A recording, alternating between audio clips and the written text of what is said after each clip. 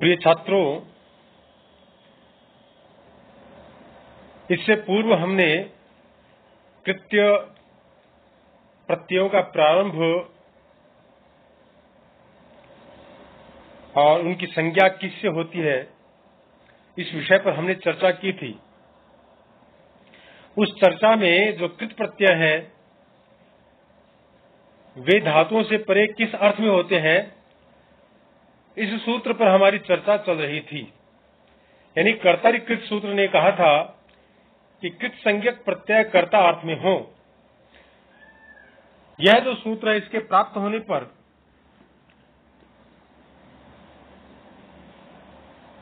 जो अग्रिम सूत्र है वह प्रवृत्त होता है, क्योंकि अग्रिम सूत्र कर्तरिकृत के अधिकार से जो कृत्य प्रत्यय हैं उनको बाहर निकाल देता है, क्योंकि कृत प्रत्यय तो कर्ता के अर्थ में धातुओं से परे होते हैं।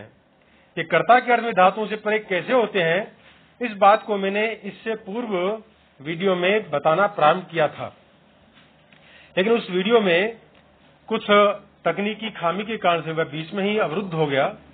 तो उससे आगे मैं उसको प्रारंभ करने जा रहा हूं कि कृत प्रत्यय जब धातुओं से परे होते हैं तो वे कर्ता के अर्थ में होते हैं। जैसे णवुल और त्रिच प्रत्यय कृत संज्ञक प्रत्यय हैं।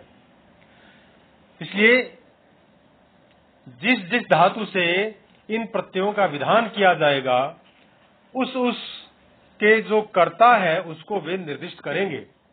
उदाहरण के लिए क्री धातु है, तो क्री धातु से परे हमने णवुल त्रिचौ सूत्र के द्वारा णवुल प्रत्यय प्रदान किया, तो स्थिति बन गई क्री संधि णवुल। और णवुल में जो नकार है उसकी चुटु सूत्र से लकार की हलंत्यम सूत्र से संज्ञा और तस्य लोका से दोनों का लोप हो गया, केवल वु अवशिष्ट रहता है, अर्थात क्री प्लस वु ये स्थिति हो जाती है।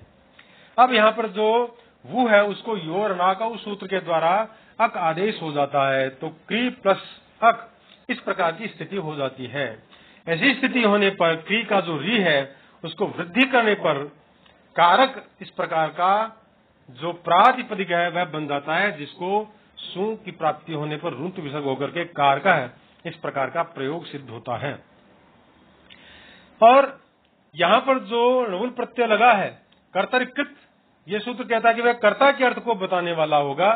तो इसका जब हम अर्थ अर्थात इसकी व्युत्पत्ति करेंगे तो अर्थ होगा करोति इति कारक, अर्थात करने वाला ये कारक कहलाता है।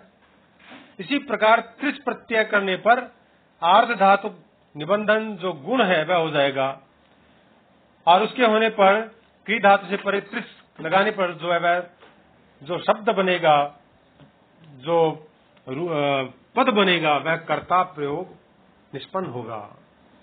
इसका भी अर्थ वही होगा करोति इति, कर्ता अर्थात करने वाला। तो कहने का तात्पर्य यह है कर्तरिकृत सूत्र जो है वह धातुओं से परे लगने पर वास्तव में वहां पर कर्ता के अर्थ को प्रस्तुत करता है। तो तव्य अनेर आदि जिनका अभी आगे उल्लेख किया जाएगा, ये सब भी कर्तरिकृत के अधिकार में होने के कारण से यहाँ पर कृत संज्ञा को प्राप्त हो गए। इसलिए वे भी इस सूत्र के द्वारा यानी कर्तरिकृत के द्वारा वे भी प्रकृत सूत्र से कर्ता अर्थ में प्राप्त होते हैं, जबकि वे इस अर्थ में प्राप्त नहीं होने चाहिए। इसके कारण से यहाँ पर एक अपवाद सूत्र जो है वह प्रवृत्त होता है, उसका निर्माण किया गया। वह अपवाद सूत्र जिसको विधि सूत्र के रूप में हमें जानना चाहिए वह है तयोरेव कृत्यक्त खलर्थः। तयोरेव कृत्यक्त खलर्थः वृत्ति कहते हैं एते भाव कर्मणोरेव स्युः, यानी कृत्य संज्ञक प्रत्यय, प्रत्यय और खलर्थ प्रत्यय भाव और कर्म में ही धातुओं से परे हो। अर्थात अब तयोरेव कृत्यक्त खलर्थः सूत्र ने कर्तरिकृत के द्वारा जो कृत्य प्रत्यय है उनको भी जो कर्ता अर्थ प्राप्त हो गया था उसे बाहर निकाल करके इन्होंने कर्ता से भिन्न भाव और कर्म अर्थ यहाँ पर प्रदान कर दिया है। तो यही इस सूत्र का प्रयोजन था। वास्तव में भाव और कर्म में ही, क्योंकि यहाँ पर तयो हो एव का प्रयोग किया गया है यहाँ पर, अर्थात जो कृत्य, त और खलर्थ ये जो प्रत्यय है ये धातुओं से परे भाव और कर्म के अर्थ में ही होते हैं। अब इसको और समझ ले थोड़े कि धातु जब अकर्मक होगी तो वहां ये प्रत्यय भाव के अर्थ में ही होंगे, और जहां धातु सकर्मक होगी तो वहां ये प्रत्यय कर्म के अर्थ में होंगे। उदाहरण के लिए तव्यत, तव्य और अनियर, इन प्रत्ययों को हम देखें तो तव्यत, तव्य, अनियर आगे सूत्र प्राप्त हो रहा है हमें, उसके द्वारा ये कृत्य प्रत्यय हमें प्राप्त होते हैं धातुओं से परे। तो तयोरेव कृत्यक्त खलर्थः सूत्र के अधिकार में होने के कारण से वे कर्तरि कृत्य के अधिकार से निकलकर तयोरेव कृत्यक्त खलर्थः सूत्र के अधिकार में आ जाएंगे, और वहां पर वे भाव और कर्म के अर्थ में प्राप्त रहेंगे, कर्ता के अर्थ में प्राप्त नहीं रहेंगे, क्योंकि कर्तरि कृत्य के अधिकार से वे बाहर निकल जाते हैं। तयोरेव कृत्यक्त खलर्थः उसका बाध कर देता है। तो जैसे क्री धातु है वह सकर्मक धातु है, और इसके परे जब हम तव्यत करेंगे या तव्य करेंगे या अनियर करेंगे तो वहां पर कर्तव्य है शब्द बनेगा या करणीय शब्द बनेगा। तो यह प्रत्यय यहां पर जो हुआ है, ये जो तीनों प्रत्यय यहां पर प्राप्त हुए वे वास्तव में कृत्य प्रत्यय है, इसलिए यहां पर कर्म के अर्थ में प्राप्त हुए, क्योंकि धातु सकर्मक है, क्री धातु सकर्मक है। इसलिए कर्तव्य है कटो भवता, अथवा कर्तव्य है कट है भवता, अथवा कर्तव्य है कट है या करणीय है कट है भवता, अन्य प्रत्यांत जो प्रयोग है उसका हम प्रयोग करेंगे। तो लेकिन जब अकर्मक धातु का प्रयोग होगा तब वहां पर जैसे भू धातु सींग धातु है, सींग शयने, उसे हमने अनियर प्रत्यय प्रदान कर दिया, तो भवता शयितव्यम या भवता शयनीयम, तव्यत प्रत्यांत बनेगा तो शयितव्यम बन जाएगा, और अनियर प्रत्यांत होगा तो शयनीय बन जाएगा। इन आपको सोना चाहिए। तो यहां सिंह धातु अकर्मक है, इसलिए कृत्य प्रत्यय भाव के अर्थ में हुआ है, जबकि कर्तव्य है कटः भवता या करणीय है कटः भवता, वहां पर क्री धातु सकर्मक है, इसलिए वह कृत्य प्रत्यय कर्म के अर्थ में हुआ है। ये थोड़ा समझने वाली बात थी, इसको यहां पर हमने प्रसंगात बता दिया है। इसी प्रकार से अब विधि सूत्र जो है वो प्रारंभ हो रहे हैं, अर्थात जो कृत्य प्रत्यय उनका विधान करने वाले सूत्रों का प्रारंभ हो रहा है। उनमें सबसे पहला सूत्र है तव्यत तव्यानीयरः। एक बार दोबारा सुन ले, तव्यत तव्यानीयरः। वृत्ति कहती है धातो रेते प्रत्यया स्युः एदितव्यम एधनीयम त्वया भावे औत्सर्गिकम एक वचनम क्लीवत्वम च चेतव्यश्चयनीयो वा धर्मस्त्वया। अर्थात धातु से परे तव्यत, तव्य और अनियर प्रत्यय भाव और कर्म के अर्थ में होते हैं। जो भाव के अर्थ में होंगे तो हम यह उदाहरण दे सकते हैं एधितव्यम एधनीयम त्वया, क्योंकि ये भाव के अर्थ में हुए हैं, इसलिए यहाँ पर वह जो तव्यत प्रत्यांत या अनियर प्रत्यांत जो शब्द होगा वह नित्य नपुंसक लिंग और एक वचन में ही रहेगा। जैसे यहाँ पर एधितव्यम या एधनियम त्वया ऐसा कह दिया गया है। अब यहाँ पर त्वया जो है ना वह वाक्य का कर्ता है, कर्ता तृतीया में चला जाता है क्योंकि वह अनुक्त हो जाता है। सकर्मक धातु में होने के कारण से कर्म जो है अकर्मक धातु होने के कारण से यहाँ पर कर्म तो होता नहीं है, इसलिए कर्ता जो होता है उसको कर्तृकर्णयोः तृतीया सूत्र के द्वारा अनुक्त कर्ता में तृतीया विभक्ति की प्राप्ति हो जाती है। इसलिए कर्ता चाहे कोई भी हो, जो कृत्य प्रत्यांत शब्द है यानी तव्यत प्रत्यांत या अनियर प्रत्यांत वह नित्य नपुंसक लिंग और एक वचन में ही रहेगा।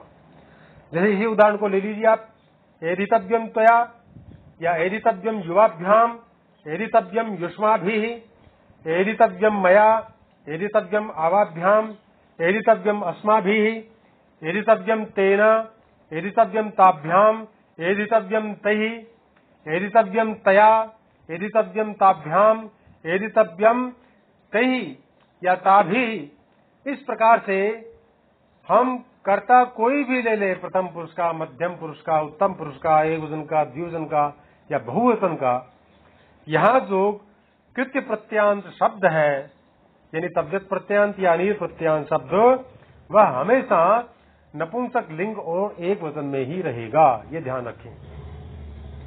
ये भाववाचक जो शब्द वाक्य बनता है उसकी ये स्थिति होती है। लेकिन सकर्मक धातुओं से जब कर्म में तव्यत, तव्य और अनिर प्रत्यय किए जाएंगे तो वहां कर्म उक्त हो जाएगा या अभिहित हो जाएगा, यानी प्रधान हो जाएगा।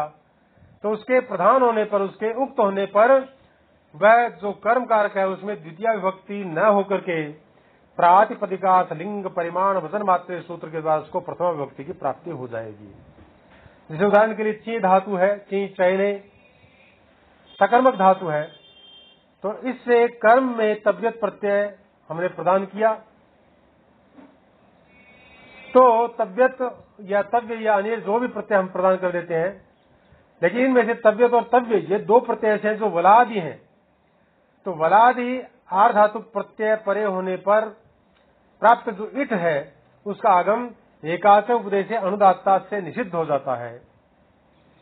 अब सार्वधातुक आर्ध धातु के सूत्र से आर्ध धातुक निबंधन एक लक्षण गुण कर सुबादियों की उत्पत्ति करके चेतव्य प्रयोग सिद्ध होता है। जैसे उदाहरण को हमें समझ लेना चाहिए। एक उदाहरण है, चेतव्य धर्म है त्वया, चेतव्य धर्म है मया, चेतव्य अन्येन धर्म, चेतव्य धर्म अस्माभिः। तो यहाँ पर जो धर्म था वह कर्म था, लेकिन कर्म उक्त हो गया। कर्म के उक्त होने के कारण से उसको प्रथमा विभक्ति की प्राप्ति हो गई। और जो कृत्य प्रत्यांत शब्द है अर्थात तव्यत प्रत्यांत या अनियर प्रत्यांत, वे शब्द जो हैं वे उसके अनुसार ही विभक्ति को प्राप्त हो जाते हैं, यानी विशेष्य के अनुसार ही विशेषण का वहां पर विभक्ति का प्रयोजन प्राप्त हो जाता है। तो यहाँ अनियर प्रत्यय जब प्राप्त होगा तो वहां पर गुण हो जाएगा, गुण होकर एचो यवा या वैसे एकार को अयादेश हो जाएगा। तो चयनीय धर्म है त्वया, या चयनीय धर्म है मया, या चयनीय धर्म है अन्येन वा, इस प्रकार से वाक्य बन जाएंगे। अर्थात जो कर्म है उसमें प्रथमा हो जाएगी और जो कर्ता है उसमें तृतीया विभक्ति हो जाएगी। ऐसा हमें ध्यान रखना है। यानी कर्तृकर्मयोः तृतीया सूत्र के द्वारा कर्म के उक्त होते ही सर्वत्र कर्ता कारक में तृतीया विभक्ति की प्राप्ति होती रहेगी। ऐसा हमें स्पष्ट रूप से समझ लेना चाहिए। तव्यत, तव्य और अनियर प्रत्यय जो है इनकी सिद्धि में कुछ ध्यान देने योग्य बातें हैं, उनको आप थोड़ा सा समझ लें। यानी तव्यत, तव्य और अनियर ये जो तीन प्रत्यय हैं ये प्रत्येक धातु से हो सकते हैं, किसी भी धातु से इनका विधान किया जा सकता है। और दूसरी बात है, तव्यत और तव्य प्रत्यय वलादि है, इसलिए आर्धातुक संज्ञक हो जाते हैं। इसलिए यदि धातु सेठ होगी तो इन प्रत्ययों को इट का आगम हो जाएगा। धातु के अनिट होने पर एकाच उपदेश अनुदात्ता सूत्र से इट का निषेध हो जाएगा। अनियर प्रत्यय आर्धातुक तो है लेकिन वलादि नहीं है, अतः उसके लगने पर इट का आगम प्राप्त नहीं होगा। ये ध्यान रखना चाहिए। इसी प्रकार तव्यत, तव्य और अनियर प्रत्ययों के परे होने पर यदि कोई प्रतिबंध नहीं तो गुण हो जाता है, गुण की प्राप्ति हो जाती है। इसी प्रकार एक नियम और है कि इट और गुण से निपटने के बाद अवान्तर कार्य या संधि आदि करके उसे कृदंत शब्द बनाकर तब उससे स्वादियों की उत्पत्ति करनी चाहिए। पहले सीधा इस सु प्रत्यय की प्राप्ति करवा दे, ऐसा नहीं। यदि भाव प्रत्यय हुआ है तो केवल नपुंसक लिंग के प्रथमा के एक वचन में ही सिद्धि करनी पड़ती है। यदि कर्म में प्रत्यय हुआ हो तो कर्म के लिंग वचनानुसार विभक्ति लाई जाती है। और स्त्रीलिंग का प्रत्यय बनाना पड़े तो वहां पर यानी जैसे टाप प्रत्यय आदि वहां पर लगा करके हम उसको स्त्रीलिंग का शब्द बना लेंगे। तो इस प्रकार से हमें ये समझ लेना चाहिए कि जैसे उदाहरण के लिए त्वया कन्या वोढव्या अस्माभिः स्त्रियो बहु मंतव्य द्वे अपि कन्ये दर्शनीये, इस प्रकार से। तो कहने का मतलब यह है यदि कर्म में प्रत्यय हुआ हो तो कर्म के लिंग वचन के अनुसार विभक्ति लाई जाती है। स्त्रीलिंग में ताप आदि प्रत्यय लाए जाते हैं, तब सु आदि की उत्पत्ति होती है। ये सब मैंने अभी त्वया कन्या वोढव्या अस्माभि स्त्रियो बहुमंतव्यः इस प्रकार के उदाहरण के द्वारा बता दिया है। अब तव्यत आदियों के साथ एक अन्य प्रत्यय का भी विधान करने के लिए एक वार्तिक सूत्र का निर्माण किया गया, जिसे वार्तिककार कात्यायन ने बनाया। उन्होंने समझा कि यह प्रत्यय तो छूट गया महर्षि पाणिनि के द्वारा, इसलिए इस सूत्र में इस प्रत्यय को भी समझ लेना चाहिए। ऐसा निर्दिष्ट करते हुए उन्होंने लिखा है केलिमर उपसंख्यानम, ये वार्तिक सूत्र है। इसकी वृत्ति में इसके उदाहरण देते हुए कहा गया कि पचेलिमा माशः पक्तव्यः इत्यर्थः, विदेलिमा सरलः भेतव्यः इत्यर्थः, कर्मणि प्रत्ययः।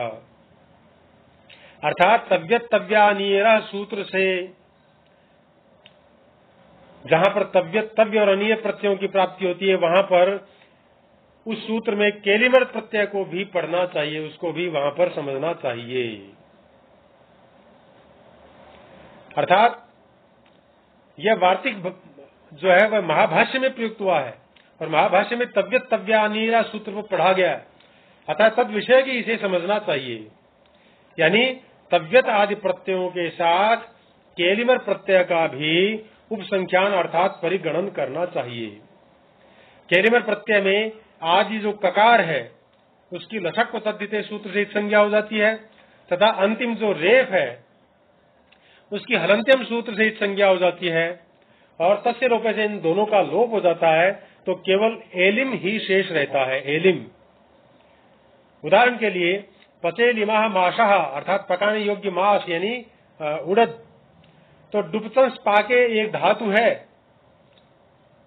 उस धातु के अनुबंधों का लोप करने पर पथ ही शेष रहता है।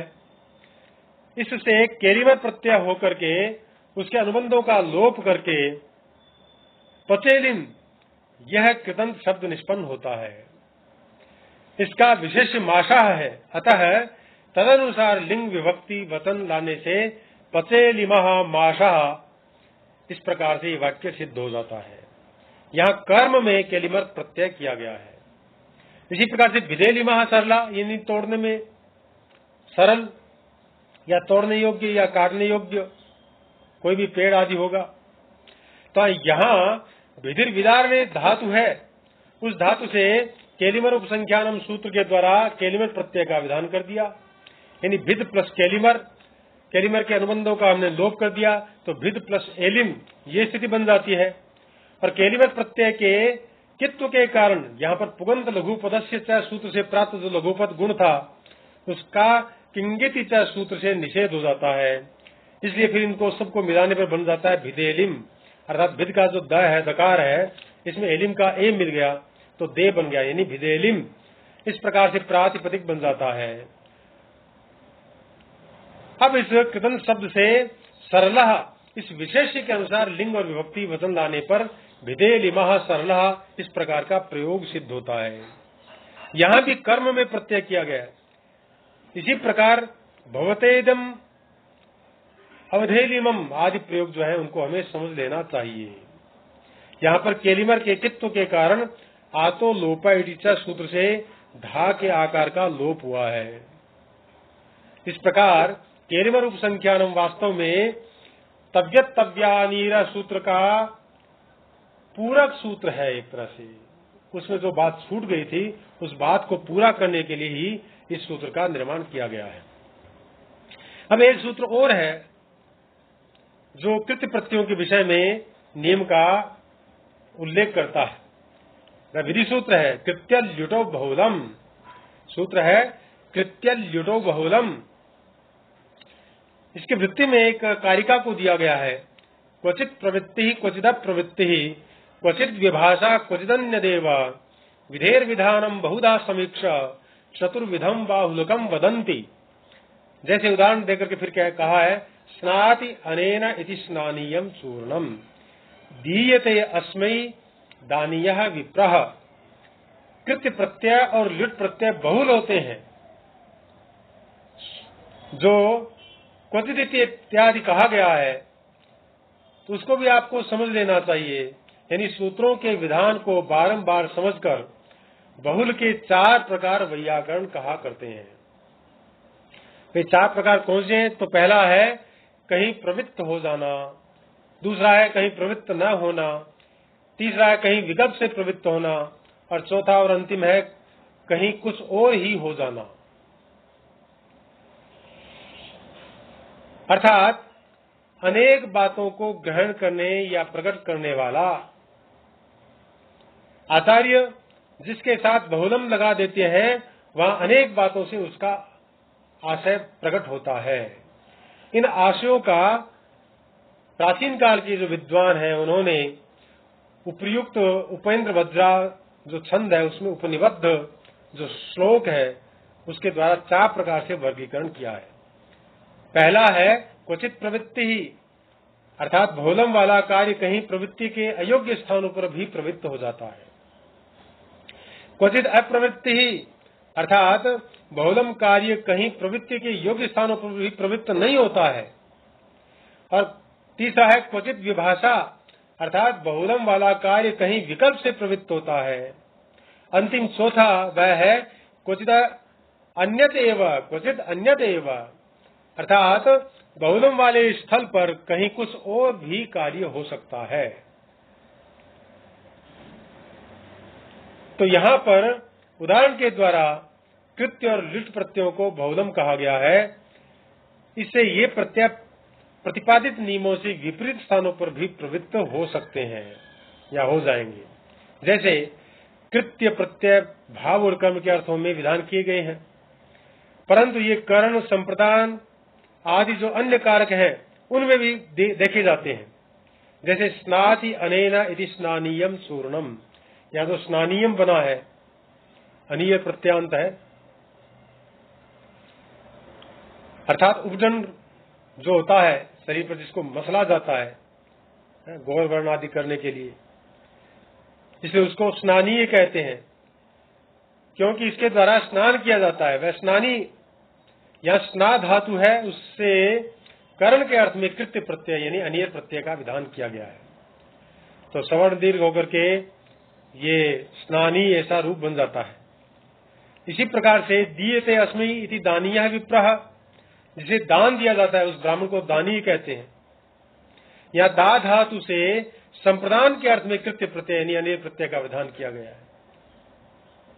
इसी प्रकार उद्विजन्ते अस्मात् इति उद्वेजनीय, जिसे लोग डरते हैं या जिससे लोग घबराते हैं।